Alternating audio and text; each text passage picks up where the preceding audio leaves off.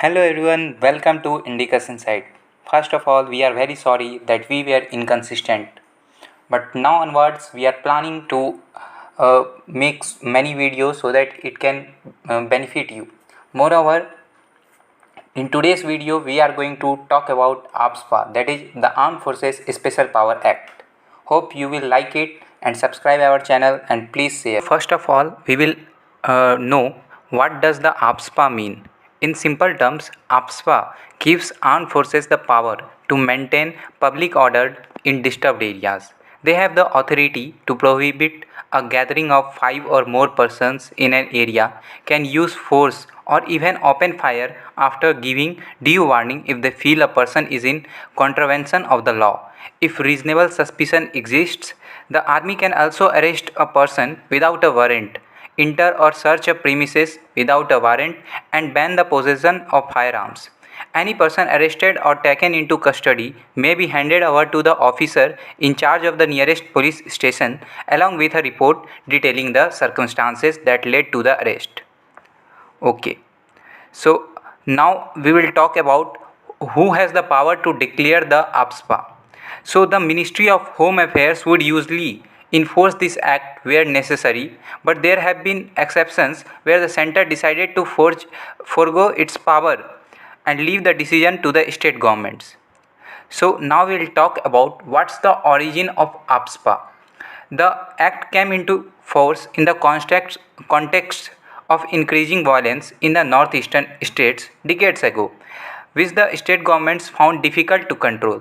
The Armed Forces Special Powers Bill was passed by both the Houses of Parliament and it was approved by the President on September 11, 1958. So it is also known as the Armed Forces Special Power Act 1958. Now we will talk about which states are or had come under this act. It is effective in the whole of Nagaland, Assam, Manipur, excluding 7 assembly constituencies of Imphal and parts of Arunachal Pradesh. The centre revoked it in Meghalaya on April 1, 2018. Earlier, the APSPA was effective in a 20-kilometer area along the Assam-Meghalaya border.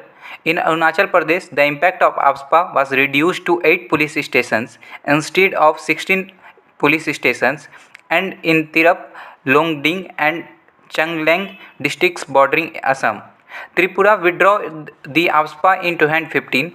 Jammu and Kashmir too has a similar act. Now we will talk about pros of APSPA. So it is essential for the armed forces to function effectively with special powers in insurgency and militancy affected areas. It is necessary to maintain law and order in the disturbed areas of the country, otherwise things will get uncontrolled to a large extent. It ensures the safety of the common people who have to live under the fear of lawlessness in the disturbed areas. Hundreds of armed forces personnel lose their lives every year at the hands of insurgents and militants. Therefore, giving armed forces a free hand will boost their morale and enhances their effectiveness. Now we will talk about the cons of APSPA. Suspension of fundamental rights and liberties guaranteed to the citizens. It weakens democracy. It is considered inhumane to have people forced to live in curfew-like conditions for their entire lives. There have been several cases of human rights violation such as rapes and encounters during the enforcement of the law. Although being in existence for about 50 years, it failed in its objective of restoring normalcy in disturbed area. So at last, in conclusion, I want to say that ASPA was a great initiative by the government to control the insurgency, but somehow it failed. But in future we are expecting that the insurgency will be very less, and we are hoping for the best, and we know that our armed forces has controlled and arrested so many terrorists and also controlled so many insurgency events that's happened in different states, and APSPA also played a major role in this. Thank you. Jai Hind.